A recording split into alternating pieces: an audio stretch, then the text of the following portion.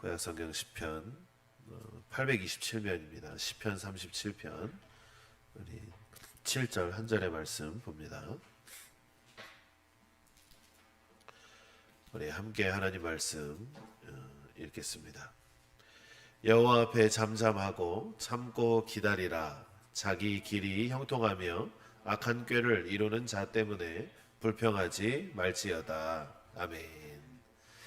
우리가 오후 예배를 되게 오랜만에 드린 것 같아요. 한 3주 만에 드리는 것 같은데 간략하게 요 몇 주 전 거를 요약을 좀 해드리면, 먼저 복습을 하면, 우리가 믿음이 얼마나 중요한지는 이제 세상 말로 귀에 못이 박힐 때까지 들으셨으니까 믿음이 중요한지는 아는데, 문제는 그 믿음이 내 삶 가운데 우리 주 예수 그리스도의 능력으로 나타나서 내 삶이 바뀌어야 되죠. 근데 우리가 그렇지 못할 때, 나에게 믿음은 있는데 내가 믿음으로 살아가기 어려울 때, 믿음으로 살아가는 것이 안 될 때 어떻게 해야 되는가에 대해서 첫 번째 이야기할 때는 믿음은 말하는 것이다. 입술로 고백하라 그랬어요. 그래서 고백할 때 한 번 고백하는 게 아니라 예수님의 말씀, 하나님의 말씀, 복음을 내 입술로 끊임없이 고백해서 내 생각이 변화되어지고 내 심령에 이르기까지 계속적으로 믿음을 고백하라라는 것입니다. 그리고 우리가 말을 할 때 부정적인 말을 하기보다 하나님의 복음의 말을 내 입술에 붙여서 내가 선택할 수 있는 거잖아요. 지금의 상황에 있어서 이것은 하나님의 능력으로 하나님의 뜻 가운데 이루어집니다 라고 고백을 해야지, 내가 세상을 살다 보면 세상 가운데 있었던 지식이나 세상의 삶의 방법이나 이런 것들로 내 입술을 복음이 아닌 것들로 변화시키지 말아라는 거예요. 그러니까 하나님을 믿는 하나님의 백성들은, 하나님의 자녀들은 사실 늘 입술에 하나님의 복음이 있어야 되는 거예요. 붙어 있어야 되는 거예요. 그러려면 어떻게 하라는 거냐면, 성경 말씀을 절절절절 외우고 암송하라는 이야기가 아니라 우리에게 주시는 하나님의 능력의 말씀들을 내가 취해서 내가 어떤 상황 가운데 놓였을 때 그것들을 세상의 계산이나 이해나 이런 것들로 하지 말고, 하나님의 말씀에 이렇게 기록되었고 이 말씀은 기록이 아니라 하나님의 약속이므로 이 약속하심이 내 삶 가운데 이루어질 것을 나는 믿습니다 라고 고백하는 거예요. 근데 사람들은 누구나 말실수를 많이 하잖아요. 근데 말실수를 왜 한다고 그래요? 그냥 내가 생각 없이 나오는 말이 아니에요. 정말로 제가 이 과정을 준비하면서 정말로 되돌아봤을 때 사람은 생각 없이 말하지 않아요. 오히려 생각대로 말해요. 그 문제는 뭐예요? 어떠한 상황이 놓였을 때 그 사람이 평소에 어떠한 생각을 가지고 있느냐에 따라 그 말이 튀어나오는데, 우리가 소위 이야기하는 철이 들었다라고 하는 건 내 생각이 그렇지 않을지라도 상황에 맞는 말을 선택해서 할 줄 아는 거죠. 그러니까 상대방이 아픈데 아픈 사람한테 가서 괜찮으세요? 얼마나 아프세요? 병원에서 뭐라 그래요? 약을 드셔야지요 라는 말이 맞잖아요. 근데 내가 이 사람과의 관계가 조금 껄끄러워요. 그럼 내 생각 속에는 사실 이 사람이 아픈 게 신경이 안 쓰여. 차라리 때로는 좀 못된 생각을 하면 잘 됐다라는 생각도 해요. 그럼 우리가 이 생각을 가지고 그대로 말하면 안 되잖아요. 어떻게 얘기해요? 그렇다고 생각대로 이야기하면 거봐 잘 됐네 라고 이야기하면 안 되죠. 근데 사람들은 뭐라 그래요? 이 말을 아이고 내가 생각이 없이 실수했네 라고 하지만, 사실 생각이라는 건 내가 옳은 판단을 하지 못하고 내 마음에 있는 그것들이 그대로 튀어나올 때 우리가 실수했다고 하는데, 사람은 누구나 이런 말실수를 한다라는 거죠. 그러면 어떻게 해야 돼요? 우리의 생각도 바뀌어야 되잖아요. 우리의 마음도 바뀌어야 되잖아요. 그런데 이 마음과 생각을 바꾸기 위해서 저 어느 산에 들어가서 굴을 파고 굴 끝까지 들어가고 나서 내 마음을 바꿔야지 그런다고 마음이 바꿔지지가 않는 거예요. 우리의 입술과 평소의 말의 생활과 습관이 바뀌지 않으면 내 생각이 바뀌지 않아요. 우리 군대 다녀오신 분들 기억하시죠? 훈련할 때 어떻게 해요? 그 교관이 뭐라 그래요? 할 수 있다 3번 하고 뜁니다 그런 얘기 하잖아요. 그거 어떻게 할 수 있다고 뛰잖아요. 근데 못해요 그럼 뛰어요 못 뛰어요? 못하는 거예요. 근데 우리 입술도 생각을 해보세요. 내가 하나님의 말씀을 따라 살겠노라고 결단하고 다짐해 놓고 내 입술은 매일 하나님의 말씀이 아니라 세상의 말을 하고 돌아다녀요. 예. 좀 예민한 이야기지만 우리나라 기독교계에 큰 타격을 주는 사건이 얼마 전에 한번 있었죠. 네. 그 말이라는 게요, 그렇다라는 거예요. 다 깎아 먹어요, 사실. 근데 우리가 그러면 안 되잖아요. 네. 성경은 뭐라고 이야기합니까? 다른 우리가 전에 봤던 성경 말씀에 뭐라 그러냐면 야고보서에 누구든지 스스로 경건하다 생각하고 자기 혀를 재갈 물리지 아니하고 자기 마음을 속이면 이 사람의 경건은 헛것이라라고 야고보서에 기록되어 있어요. 그러니까 우리의 말이 바뀌고 우리의 생각이 바뀌고 이것이 하나님의 복음으로 바뀐다면 우리는 하나님께서 주시는 믿음의 삶을 살아가는 데에 아주 효과적인 삶을 산다는 것이죠.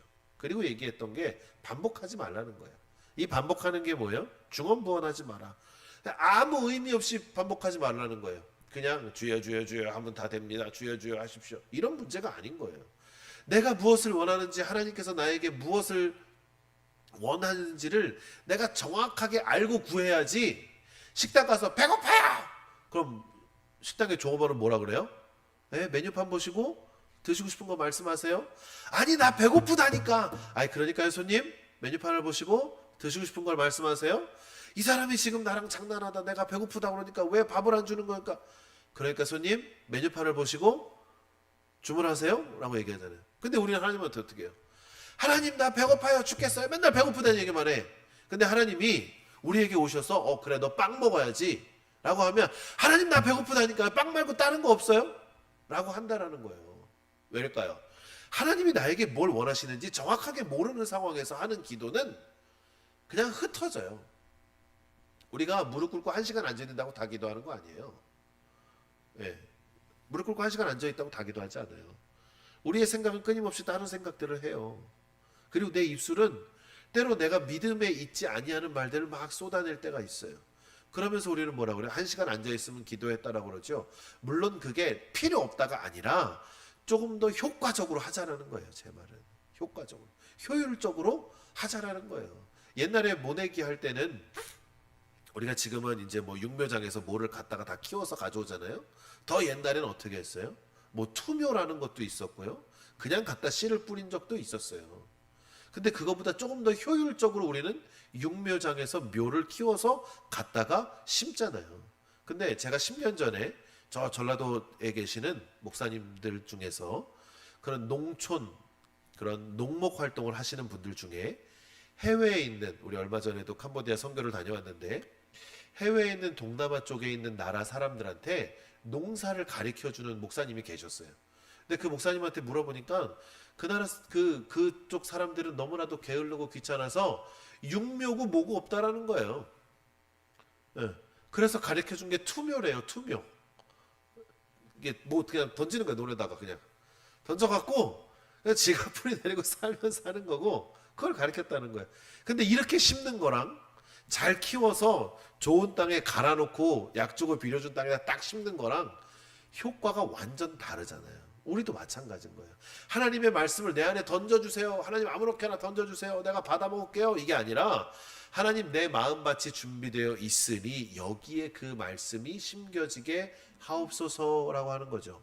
성경에서 말씀하시는 돌밭이나 가시밭이나 그런 좋은 땅이나 길가라고 이야기하는 건 사실 이 당시의 농사법이 그 안에 있었던 거거든요. 그때는 씨를 뿌려놓고 땅을 가는 거예요. 씨를 뿌려놓고 비가 오면 땅을 가는 거예요. 그래서 땅을 갈면 좋은 땅이 되는 거고 땅을 갈지 못하면 돌밭으로 남는 거고 땅을 갈지 못하면 그냥 길가로 남는 거예요. 하나님의 말씀이 뿌려졌어도 내가 그 땅을 기경하고 경작하고 갈아내지 않으면 하나님의 말씀이 자라지 않았다라는 거예요. 근데 오늘 우리의 삶은 어떻습니까? 내가 하나님의 말씀을 받아도요, 내가 그것을 믿음으로 고백하지 않고 내가 삶을 살고 싶은 대로 살아서 결국 그 씨앗은 길가에 떨어진 씨앗과 같이 돼버리는 거예요. 우리에게 하나님의 말씀은 이미 떨어진 줄 믿습니다. 그걸 믿으셔야 돼요. 하나님의 말씀이 제게 없어요? 아니요. 이미 예수님을 통해 하나님이 우리에게 뭘 하시고자 하시는지를 이미 다 말씀해 주셨다라는 거예요. 그게 십자가잖아요. 그게 십자가 사랑이잖아요. 십자가 사랑이 우리에게 임하지 않았습니까? 임했어요. 그 십자가의 사랑과 은혜는 이미 내 삶 가운데 흐르고 있어요. 자, 그러면 그 흐르는 그 십자가 은혜와 그 물결 강물을 어떻게 하는 거예요? 내가 잘 흐를 수 있게 우리 저 하천 공사하잖아요. 묵어있는 흙들을 다 파내고 깊게 하고 넓게 하고, 그게 우리의 삶에 필요한 거예요. 거기에 가장 중요한 도구가 뭐냐면 입이라는 겁니다. 입. 여러분, 날마다 우리의 입술 가운데 하나님의 믿음의 고백이 있기를 주님의 이름으로 축원합니다. 자, 그럼 이제 복습을 어느 정도 마치고 오늘 얘기를 할게요. 오늘 뭐냐면 여호와 앞에 잠잠하고 참고 기다리라 라고 말씀하세요. 자, 기다린다는 건 우리가 그렇게 할 수 있죠. 하나님, 제가 어제 그렇게 기도했죠. 저는 이제 하나님의 그 약속을 믿고 기다립니다 라고 하는 건 그냥 멍하니 앉아있는 게 아니에요. 멍하니 앉아있지 않아요. 우리가 뭐 과수 나무를 심어서 기다린다고 한다는 의미는 뭐예요? 그게 잘 자랄 수 있도록 돌본다는 의미도 있고요. 하나님께서 내 삶 가운데 하나님의 말씀이, 하나님의 은혜가, 하나님의 능력이 역사하심을 기다립니다라는 건 뭐냐면 하나님의 약속이 이루어지기까지 내가 버틴다라는 의미도 갖고 있는 거예요. 사실 보세요. 하나님의 은혜가 나에게 임하잖아요. 하나님의 말씀이 나에게 임하잖아요. 그럼 그 말씀이 바로 열매처럼 뻥튀기처럼 펑 하고 터져 나오지 않아요. 왜일까요? 뿌리가 내려지고 떡잎이 나고 줄기가 자라고 꽃이 피고 꽃이 떨어지고 열매가 연그러 단단해질 때까지 시간이 필요한 거예요. 그때는 근데 우리는 알지 못해요. 근데 그때는 하나님만이 아신다는 건 그건 알잖아요. 그때가 언제인지 모르나 하나님의 때를 따라 이루어진다라는 걸 우리는 알잖아요. 근데 이거를 기다리질 못하는 거예요. 왜일까요? 세상에 수많은 사람들은 기도도 안 하는데 잘 먹고 잘 살기 때문이죠. 그 사람들은 교회도 안 다니고 하나님도 안 믿고 오히려 하나님을 저주하는 사람들도 있는데 그 사람의 삶은 참 형통한 것처럼 보이거든요. 오히려 맨날 분쟁 일으키고 쌈박질하는 사람이 잘 먹고 잘 사는 것처럼 보이죠. 그러면 우리는 불안해지는 거예요. 왜?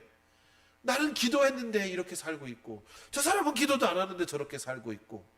그래서 시편 37편의 말씀이 뭐라고 그래요? 자기 길이 형통하며 악한 꾀를 이루는 자 때문에 불평하지 말지어다. 자기의 길을, 그 길이 형통하고 악한 꾀를 이루는 자들 때문에 불평하지 말라고 그래요. 이야기합니다. 이것을 다른 영어 성경으로 번역을 해보면 기다리고 주님을 신뢰하라. 다른 사람이 부자가 되거나 다른 사람의 계획이 성공했다고 화내지 마라 라고 이야기합니다. 우리가 믿음 생활하다가 시험에 드는 경우가 이럴 때가 제일 많은 것 같습니다. 나는 오랫도록 교회 다니고 오랫동안 예배 드리고 오랫동안 기도했고 오랫동안 하나님 앞에 헌신하고 수고하고 애썼는데 왜 저 사람이 더 잘 먹고 잘 삽니까? 하나님 이 땅에 하나님의 정의가 살아있긴 한 겁니까? 하나님의 공의가 어디 있습니까? 그러면서 어떻게 해요? 우리는 하나님을 떠난다라는 거예요. 그게 제일 위험한 거예요. 그게 제일 안쓰러운 거예요. 아니, 과일, 사과가 익어야 먹을 거 아닙니까? 근데 지금 내가 당장 배고픈데 왜 사과가 안 익었냐고 이놈의 사과나무 베어버리겠다고 하면 그것만큼 어리석은 행동이 어디에 있습니까? 여러분, 우리의 삶에 이미 하나님의 말씀의 씨앗은 심어졌음을 믿습니다. 그 씨앗이 심어졌으면 하나님의 때가 이를 때까지 나는 그 하나님의 말씀 앞에 기다려야 돼요. 내가 열심히 기도했어요. 부르짖어 기도했어요. 하나님 응답해 주십시오. 근데 하나님의 음성이 들리지 않아요. 그럼 뭐라 그래요? 하나님 오늘 응답 안 해주시려나 본데? 그럼 기도를 안 해요? 그건 아니잖아요. 기도는 뭐예요? 내가 말하고 싶은 것만 말하는 건 기도가 아니에요. 그건 청구죠. 에? 그건 청구하는 거예요. 청구. 근데 기도는 뭐예요? 나의 고백이 있으면 하나님의 응답이 있어야 되는 거예요. 호흡이 뭐예요? 들숨과 날숨이잖아요. 네? 하나님과의 교제와 교통과 호흡이 기도라면 내가 하나님께 올려드리는 게 있었다면 하나님께서 나에게 주시는 걸 받는 시간도 나에게 필요한 거예요. 그걸 기다리라고 그러는 거예요. 그걸. 사랑하는 성도 여러분, 우리의 삶이 힘들고 답답할 수 있습니다. 누구나 다 형통한, 매일매일 형통한 사람이 세상 어디에 있겠습니까? 그러나 하나님은 우리에게 말씀하시는 것이 무엇이냐면 기다리라 라고 말씀하십니다. 에베소서 6장 13절에 전신갑주 이야기가 나오죠. 그러므로 하나님의 전신갑주를 취하라. 이는 악한 날에 너희가 능히 대적하고 모든 일을 행한 후에 서기 위함이라. 아멘 말씀입니다. 전신갑주를 취하는 이유는 뭐예요? 그날에 있을 악한 일에 대적하기 위해서입니다. 모든 일을 행한 후에 서기 위함입니다. 그러니까 지금 내가 복음을 듣는 이유는, 하나님 나는 또 그런 경우도 있죠. 하나님 나는 문제가 없는데요, 하나님 이 말씀을 나에게 왜 주시죠? 하나님 저는 이 말씀이 전혀 공감도 안 되고요, 은혜도 안 돼요. 이 말씀을 대체 왜 주십니까? 라고 고백하면 그나마 97점. 예? 그나마 97점. 근데 어느 날인가 예배를 드렸는데 내 마음이 움직이지도 않고 밍숭맹숭하고 말씀을 들어도 이해도 안 되고 설교를 들었는데 마음에 감흥도 없어. 그러고 나서 집에 돌아가실 때 에이 오늘 예배 괜히 드렸네 라고 하면은 마이너스 100점.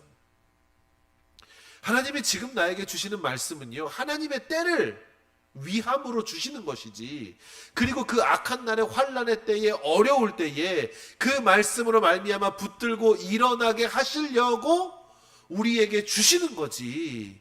하나님 지금 이건 나에게 쓸모가 없으니까 다른 말씀 주세요. 하나님 지금 이건 나에게 쓸모가 없으니까 다른 얘기 좀 해줘 보세요 라고 하는 건 죄송합니다, 아무리 말씀을 들어도 어리석은 자로 남을 수밖에 없는 삶입니다.